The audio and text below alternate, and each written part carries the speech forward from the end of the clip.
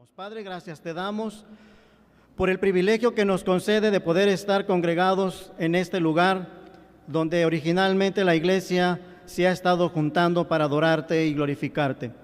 Gracias te damos por las oportunidades que se dieron en los diferentes lugares donde se pudo congregar y por la bendición que podemos hoy compartir delante de tu presencia, de que toda tu voluntad hoy se ha manifestado con todos nosotros y con todo nuestro corazón darle gracias por este precioso momento y porque tuya es la gloria, la honra, el poder y tú eres soberano de todas las cosas y sabemos que este era el día que usted tenía en su corazón para que su iglesia estuviera nuevamente en sus instalaciones. Padre Santo, ahora nos encomendamos a tu nombre para seguir adelante como lo hemos estado haciendo, glorificando y exaltando tu santo nombre y en gratitud hoy oramos, alabando y glorificando en el poder del Espíritu Santo. Alabado sea en el nombre de Cristo Jesús. Amén. ¿Pueden tomar sus lugares, hermanos, por favor? Bien, voy a invitarlos a que abran sus Biblias al libro de Primera de Corintios, por favor. Primera de Corintios es donde tendremos la predicación de hoy. Primera de Corintios, capítulo 13.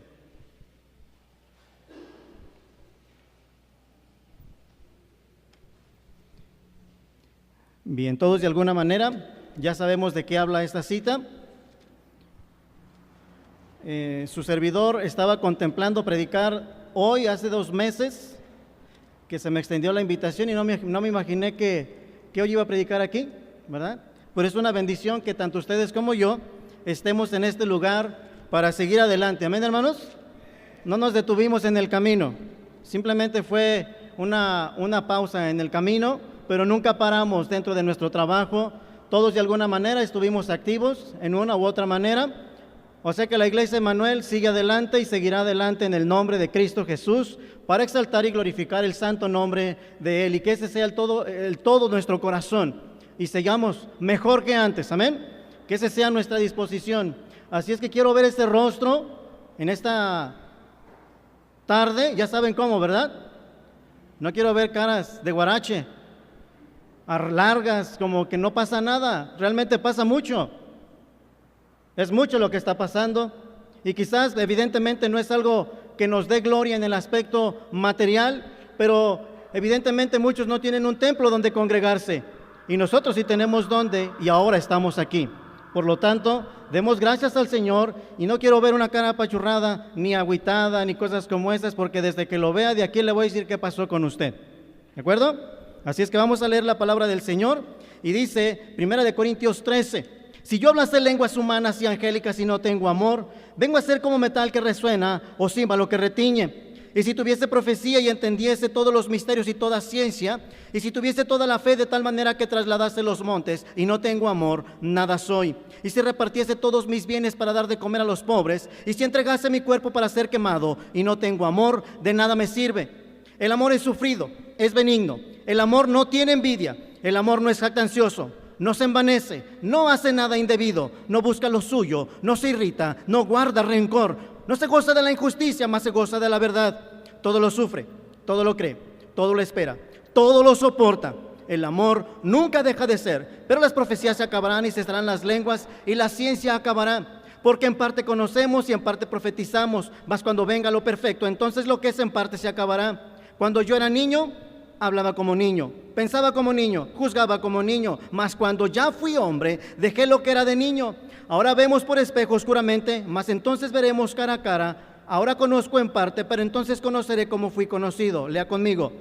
Y ahora permanece la fe, la esperanza y el amor. Estos 3, pero el mayor de ellos es el amor. Bien, mis hermanos, su servidor en esta tarde tiene como tema: el rostro de la iglesia es el amor. Y eso debe distinguir a nuestra iglesia. Y la iglesia, me refiero a la iglesia de Cristo en toda su manifestación mundial. Pero nosotros como iglesia debemos de reflejar en nuestro rostro el amor de Dios. La iglesia es el resultado del amor de Dios. Dios mostró su amor y su misericordia por la humanidad perdida. Mostró su amor por nosotros aún siendo pecadores, Cristo murió por nosotros como manifestación de su amor, porque de tal manera amó Dios al mundo que envió a Cristo al mundo para morir y resucitar por todo aquel que crea en Él. Pues Cristo es la manifestación del amor de Dios. Pues en Cristo está la evidencia de cuánto amor ha mostrado Dios para el mundo. Mas no todos han creído al Evangelio y correspondido al amor de Dios, pues amaron más las tinieblas que la luz de Cristo, ya que el amor de Dios está manifestado, encarnado en la persona de Cristo, y la evidencia de su amor es ir a la cruz del Calvario, la prueba más sublime del amor perfecto, a quien lo envió en rescate por muchos, es decir, por la iglesia. Y por tal motivo, la iglesia debe vivir en amor para con Dios y para con los hombres. La iglesia de Corinto, al cual pasaje tenemos leído, echó de menos el amor más que los dones espirituales y perdió el verdadero propósito de los dones a la manera de que ellos deberían operar cada uno de los dones que tenían, pero cambiaron el amor por el prestigio y la competencia. Y Pablo trata este asunto que había descuidado la iglesia y los guía a través de esta epístola a que los dones deben hacerse correctamente, es decir, impulsados por el amor. El amor es crucial para la continuidad de la iglesia de hoy día. Sin él se verá el amor de Dios opacado. Por eso el apóstol Pablo escribió esta epístola para guiarlos por el poder del Espíritu Santo y a través de su palabra, para que hicieran las cosas bajo la dirección del Espíritu Santo, porque donde hay amor está Dios. En primer lugar, la iglesia sin el amor de nada aprovecha. Y lo leímos en los primeros versículos, que dice: si yo hablase lenguas humanas y angélicas, y si tuviese profecía y entendiese todos los misterios y toda ciencia, y si tuviese toda la fe de tal manera que trasladase los montes, y si repartiese todos mis bienes para dar de comer a los pobres, y si entregase mi cuerpo para ser quemado, y no tengo amor, nada soy, de nada me sirve. Señala en esas dos palabras. Si yo hablase lenguas humanas y angélicas, subraya el apóstol Pablo, y pone en evidencia la forma en la que estaban sirviendo en la iglesia, y lo primero que escribe era su habilidad de hablar en diferentes idiomas, que más adelante en capítulo 14 pone todo su énfasis en corregir los excesos en este don, y agrega que si él hablara el lenguaje del cielo, el lenguaje angelical, es decir, una forma elevada de poder hablar de una forma más honorífica, y tanto quizás si hablara como se comunican en el cielo. En la Biblia no dice que el humano conozca este idioma o lenguaje, pues en la Biblia siempre se ve que los seres angelicales, aquellos que venían a la tierra trayendo un mensaje de Dios, se comunicaron de forma entendible, en un sentido que aquellos que recibían el mensaje de Dios lo podían entender. Eran solo ruidos cuando hablaban ellos en lenguas. Eran ruidos semejantes a los paganos que hacían sus rituales a los dioses de ese entonces, acompañados con ruidos, en un sentido y en un momento de éxtasis. El propósito, evidentemente, por el que Pablo señala, solo se hacía para manifestar quién tenía mayor habilidad en el don, y no eran impulsados por el amor. Si no hubieran buscado la edificación de la iglesia en ese entonces a la hora de hablar de este modo. Al servir públicamente de este modo, hablando bíblicamente bajo el libro de Hechos, capítulo 2, 1 al 8, donde se habla específicamente en qué consiste el don de lenguas, habría de hacerse con amor. ¿Y cómo saber que se estaba haciendo con amor este don? Es cuando se está buscando la edificación de la iglesia y este don y el amor se hacen visibles. Si se habla solamente por hablar, hablando de aquel entonces de los idiomas que ellos dominaban, sería simplemente bla, bla, bla, bla, bla. No había sentido. Será solamente un exhibicionismo, un amor vacío. Y dice más adelante la escritura: y si tuviese profecía y entendiese los misterios y toda ciencia, y tuviese toda la fe. Fíjese cómo el apóstol Pablo agrega algo más: tuviese toda la fe de tal manera que trasladase los montes. Esta palabra es muy importante. Cuando dice tuviera, en diferentes versiones usa otro lenguaje muy parecido, pero todas indican lo mismo. Tuviera, dice el apóstol Pablo, que no tenía toda la información profética ni todo el conocimiento de los misterios de Dios, pero que todo eso, si él lo tuviera para manifestarlo a los demás, pero si no lo estaba haciendo en amor, dijo el apóstol Pablo, nada soy. Esto significa que para que seamos vistos de parte de Dios, y de su agrado, tenemos que tener en cuenta que tenemos que transmitir el amor de Dios en lo que se va a exponer. Pues si no está buscando el amor de Dios, solo será intelectualismo, que hoy en día está muy famoso en las iglesias. Y lo que la iglesia hoy necesita es una enseñanza llena de amor y de fe y de profecía bíblica, fundamento de la palabra del Señor. Necesitamos entender que tenemos que sacar de nuestros púlpitos el intelectualismo. Todos aspiran a ser alguien en la vida, y algunos para discriminar a otros según sus logros. ¿Y cuántos hacen gala de su intelectualismo y han sustituido el amor de Dios de los púlpitos por ideas y principios humanos, cuando en nuestras manos tenemos la palabra de Dios inerrante, completa, para sacar su más profunda esencia de amor por el hombre para su salvación? En Juan capítulo 17:3 dice: y esta es la vida eterna, que te conozcan a ti, el único Dios verdadero, y a Jesucristo, a quien has enviado.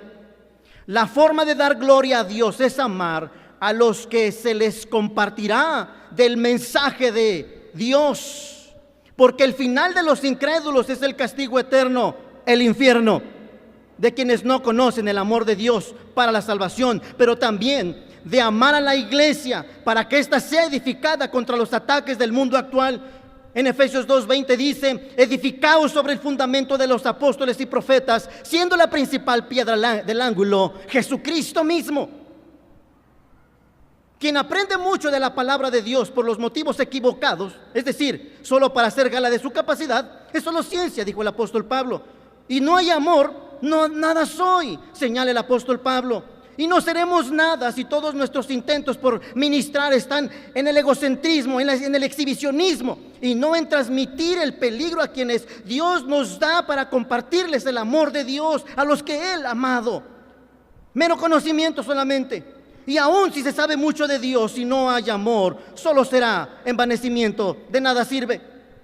Pero también agrega que si tuviera toda la fe para trasladar montes, tanta fe no es mala. Pero la fe que señala el apóstol Pablo aquí no es la fe salvadora, sino la de confiar en un milagro de Dios para que queden impresionados o para mostrar el poder de Dios. Pero cuántas personas se confunden, es más, hasta el más espiritual se confunde al ver a personas ejerciendo este don. Pero si no hay amor, nada se es, dijo el apóstol Pablo, nada soy. Fíjese, tanto así que hay muchos incrédulos que no conocen a Cristo, que en su fe limitada harán grandes cosas en el nombre de Cristo. Pero Cristo dice en la Escritura: muchos me dirán en aquel día: Señor, Señor, en tu nombre hicimos milagros y echamos demonios. Y Él declarará: nunca os conocí.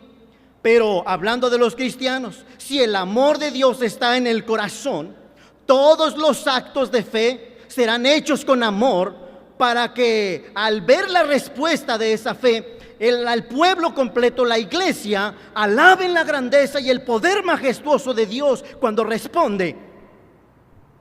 Pero la idea es que se busque la grandeza de Dios y que la iglesia crezca en el conocimiento de su palabra.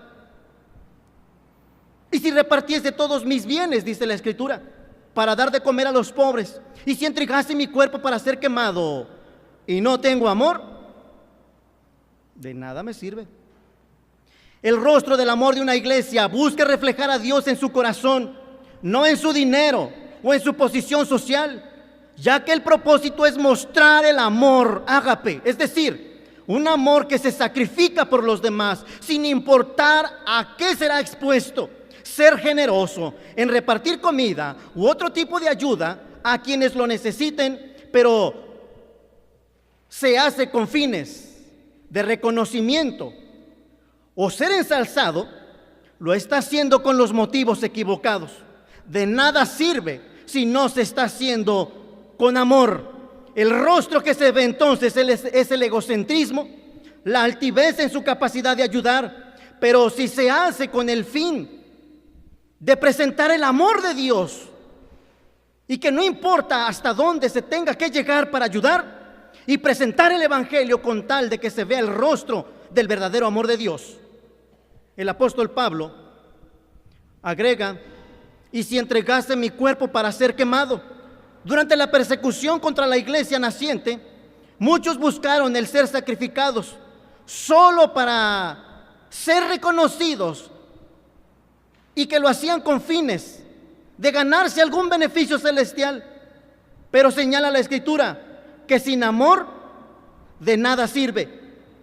El Señor Jesucristo dijo que el verdadero amor pone su vida por sus amigos, y el apóstol Juan escribe: en esto hemos conocido el amor, en que Él puso su vida por nosotros. También nosotros debemos poner nuestra vida por los hermanos, pero no en el sentido de hacerla de héroe, pues si es así, ya no sirve de nada. Está podrida esa intención. Tiene que estar impulsada por el amor. Pero cambia un poquito la esencia. El amor de Dios es lo único que vale en esta vida, porque todo se acabará, pero lo único que permanecerá para siempre, ¿qué va a ser? El amor. En el versículo 4 empieza: el amor de Dios es sufrido.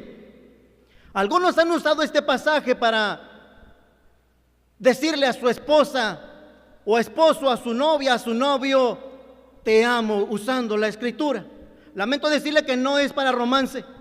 Este texto es para el servicio de la iglesia y de cómo debemos de hacerlo todos. Es una regla, un estándar que todos los que tratamos de servir al Señor, esta debe ser nuestro fundamento. No es para decirle a tu esposa: mi amor es sufrido. Equivocado, ¿de acuerdo? Eso no es.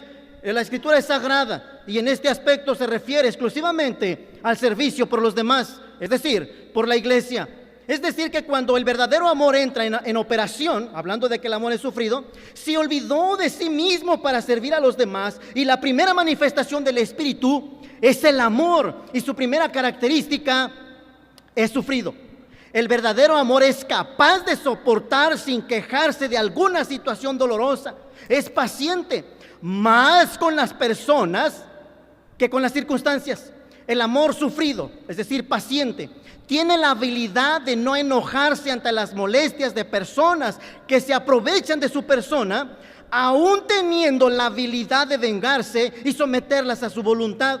El apóstol Pedro, en su primera epístola 2:19 al 23, dice: porque esto merece aprobación. Si alguno a causa de la conciencia delante de Dios sufre molestias padeciendo injustamente, pues qué gloria es si pecando sois afroveteados y lo soportáis. Mas si haciendo lo bueno sufrís y lo soportáis, esto ciertamente es aprobado delante de Dios. Pues para esto fuisteis llamados, porque también Cristo padeció por nosotros, dejándonos ejemplo para que sigamos sus pisadas, el cual no hizo pecado, dice halló engaño en su boca, quien cuando le maldecían no respondía con maldición, cuando padecía no amenazaba, sino encomendaba la causa al que juzga justamente. Esta característica del amor sufrido es un fruto del Espíritu Santo, cuando dice allá en Gálatas capítulo 5 versículo 22 que el creyente espiritual es paciente. Amor, gozo, paz, paciencia. Lo opuesto es que es gruñón, quejumbroso y aprovechado. Dios nos libre de esto, amén. Algunos se pueden unir los demás. Es benigno, dice la Escritura. El amor de Dios es benigno. En el servicio activo, útil, de buena voluntad, no finge ser generoso, es generoso. El apóstol Pablo le escribió a los Gálatas que el fruto del Espíritu es benignidad. Es buen amigo, comprensivo, sincero, humilde. Dios es su modelo, y en Romanos 2:4 dice de esta manera: o menospreciáis las riquezas de su benignidad, paciencia y longanimidad. Dos palabras muy parecidas, pero en longanimidad habla de fortaleza, ignorando que su benignidad te guía al arrepentimiento. El que tiene a Cristo en su corazón procura el bien de su prójimo. ¿Quién es nuestro prójimo? ¿Ustedes saben quién es vuestro prójimo? Al que está tu próximo, pues. Tu amigo, tu vecino, el incrédulo sobre todo. Ese es tu prójimo. Y más cuando él no conoce de la salvación, está cerca de ti. Nuestro deber entonces es mostrarle el amor de Dios. El amor no tiene envidia, dice ahí la Escritura. El amor no tiene envidia. La envidia tiene dos formas. Uno, desea lo que el otro tiene o ha logrado. Y dos, desea que no tenga lo que tiene. Esta clase de sentimiento opuesto al del amor es el nivel más bajo y profundo, corrupto y destructivo. Y lo peor viene cuando actúa deliberadamente en contra de aquel al que le tiene envidia. El amor no es celoso, no se disgusta ni codicia, mucho menos rivaliza por desearle lo malo a alguien, y más si este es en el servicio del Señor. La envidia es una de las batallas más duras que tiene que pelear un cristiano. Tenemos claros ejemplos de celos en la Biblia, como en el caso de Caín, que mató a su hermano, los hermanos de José, que lo vendieron, los colegas de Daniel, que lo delataron y lo aventaron al pozo de los leones, el hermano mayor con el hijo pródigo, porque le dio envidia de que lo hubieran recibido con tantos halagos. Dios nos libre de este sentimiento, y al primer síntoma, mis hermanos, vayamos al altar de Dios y digámosle que nos libre de esto, porque donde nos exhibamos de esa forma, la iglesia tomará acciones. El amor no es jactancioso, es decir, arrogante, presumido, engreído, fanfarrón de lo que hace en la obra de Dios en la iglesia. Y esta característica tiene un lado parecido al de la envidia, pues este fanfarronea, se jacta y presume lo que hace o ha logrado para provocar a celos y a envidia. Estamos hablando del jactancioso. Esta actitud se presta para ser tentados, por lo que debemos estar alerta y no molestarnos de algunos que hacen o presumen en su provocación. Concentrémonos en nuestro ministerio, en nuestro trabajo, y amemos de corazón, pues el juez es Dios. Los que presumían de ser muy espirituales de la iglesia de Corinto, hablando en lenguas, hacían mucho más que los demás, y Pablo les aclara que sin amor de nada servía, pues el rostro que se debe mostrar es el del amor, la gloria de Dios, y no el de la jactancia. Si algo hacemos es por Dios y para Dios. Pero también dice la Escritura, el amor no se envanece. Todo lo que tenían los corintios venía de Dios, y todo lo que tenemos ahorita, mis hermanos, no es nuestro, es de Dios. ¿Qué razón hay entonces para envanecernos? Esta iglesia se consideraban espirituales, la iglesia de Corinto, buenos maestros, conocían las doctrinas, pero estaban envanecidos en lo que hacían y se olvidaron de edificar la iglesia, tanto que consintieron el pecado en su iglesia, como el del incesto, el de la idolatría, el de las borracheras. Pues en vez de envanecerse, debían mostrar amor por su vida espiritual, por la iglesia. Se endiosaron a sí mismos, pero estaban vacíos de amor, y se les olvidó andar en el Espíritu para producir gloria a Dios, el cual es lo que estamos llamados. Y el apóstol Pablo señala allá en Romanos 12:3, digo pues, por la gracia que me es dada a cada uno, cual que está entre vosotros, que no tenga más alto concepto de sí que el que debe de tener. No somos nada, mis hermanos, y lo que somos no es por nosotros, es por la obra del Espíritu Santo. Y dice la Escritura, no hace nada indebido. El principio es evitar los malos modales, no ser cortés o amable. Es clara la falta de amor que había en estos hermanos, y los corintios hacían gala de esto. Pues por ejemplo, en la cena del Señor, ayúdeme por favor con 1 Corintios 11, 21 al 22.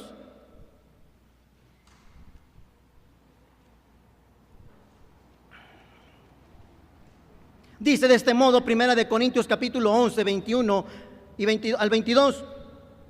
Cuando pues os reunís vosotros, esto no es comer la cena del Señor, porque al comer cada uno se adelanta a tomar su propia cena, y uno tiene hambre y otro se embriaga. Pues ¿qué? ¿No tenéis casas en que comáis y bebáis? ¿O menospreciáis la iglesia de Dios y avergonzáis a los que no tienen nada?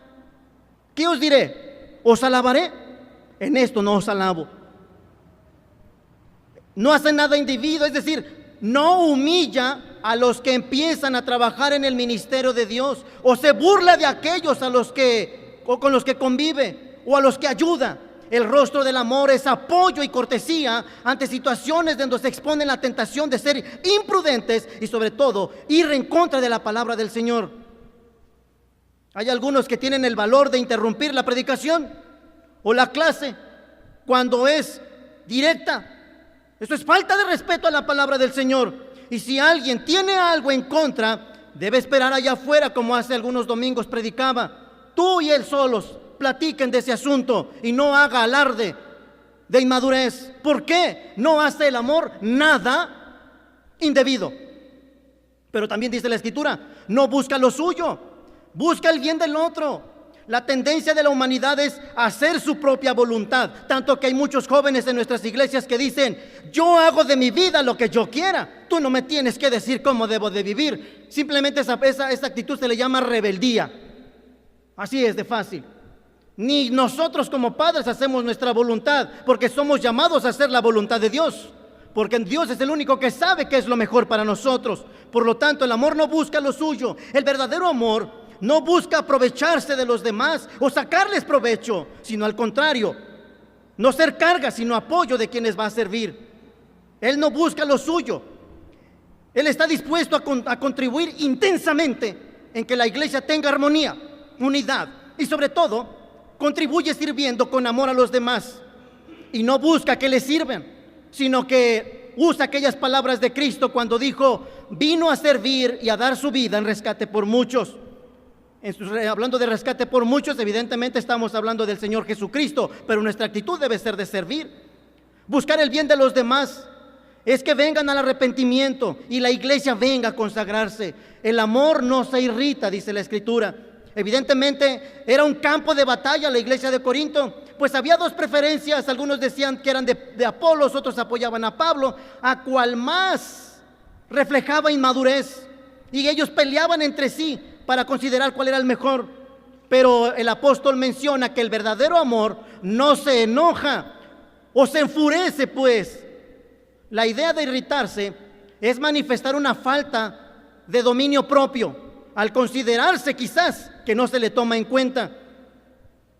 Y dice la Escritura en Santiago 1:20 que en la ira del hombre, mire que es la idea de no guardar rencor, es como cuando estamos ahorrando. Eso es lo que tiene la idea aquí el apóstol Pablo, no guarda rencor.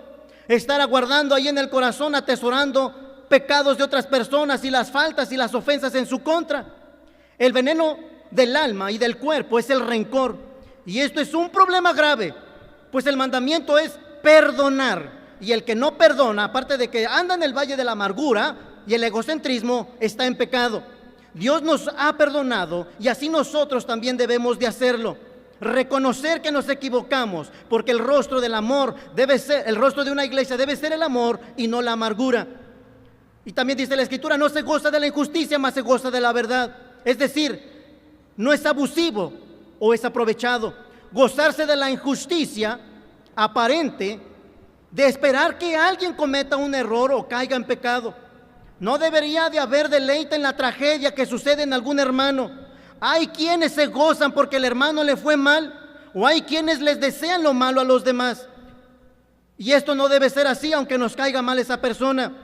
El pecado es evidente cuando alguien anda en desobediencia, refleja que su relación está rota, y debemos de gozarnos en que él llegue a la verdad de la palabra del Señor y se reconcilie. Y termino con la capacidad del amor, cuando dice, todo lo sufre. Con tal de proteger a los demás, sufre el ataque, lo guarda y lo encausa a Dios. Tiene la madurez para enfrentar las aflicciones de la vida a causa quizás de las personas, hasta de la misma iglesia o de la misma familia. no se hace la víctima en buscar la conmiseración de los demás por los aparentes abusos, sino que el amor cubrirá multitud de pecados. Pero también dice la Escritura, todo lo cree. Muchas ocasiones nosotros vemos a muchos hermanos que a lo mejor no van a hacer nada en la vida.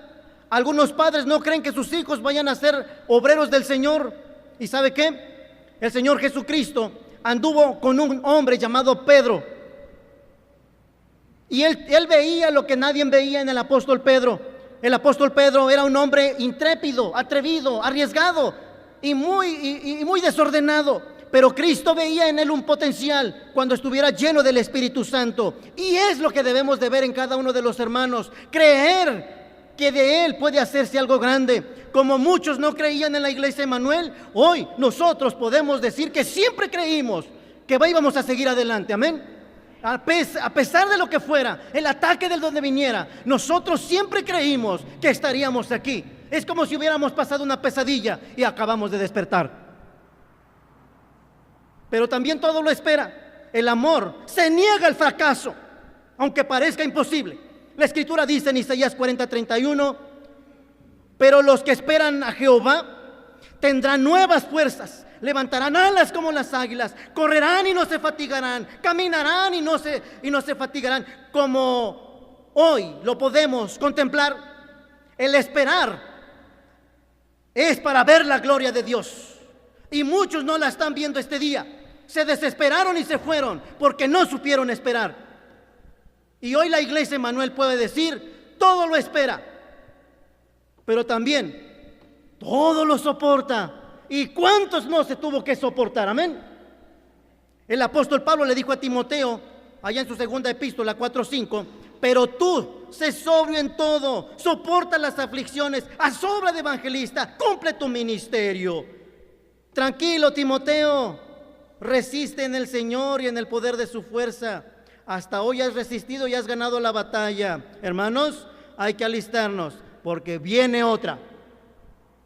Porque vamos de victoria en victoria. Y para tener victoria tiene que haber una guerra.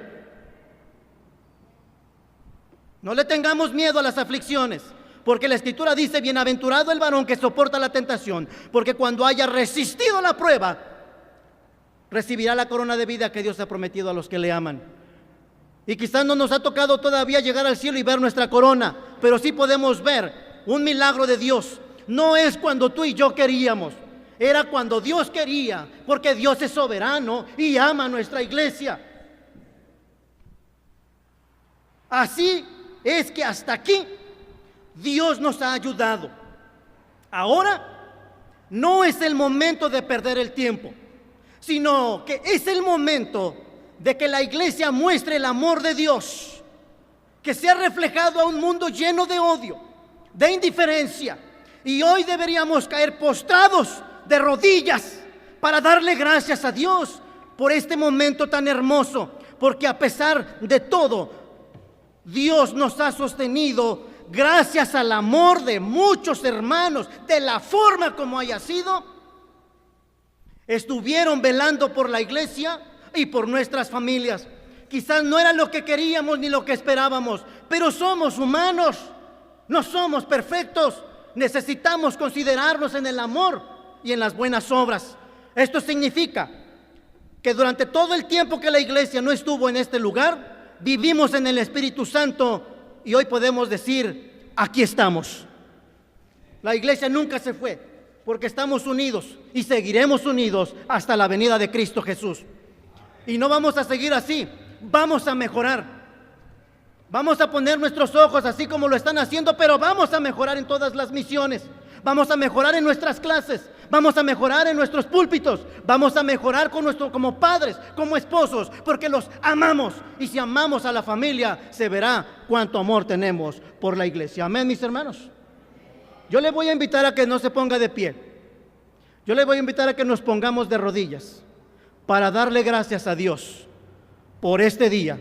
Porque no nos queda de otra más que caer humillados delante de su presencia. La verdad, no nos queda de otra más que decir gracias Dios. Porque quién sabe cuándo pensábamos estar aquí. Y ni fue cuando tú y yo pensábamos. Así es que gloria a Dios. Amén.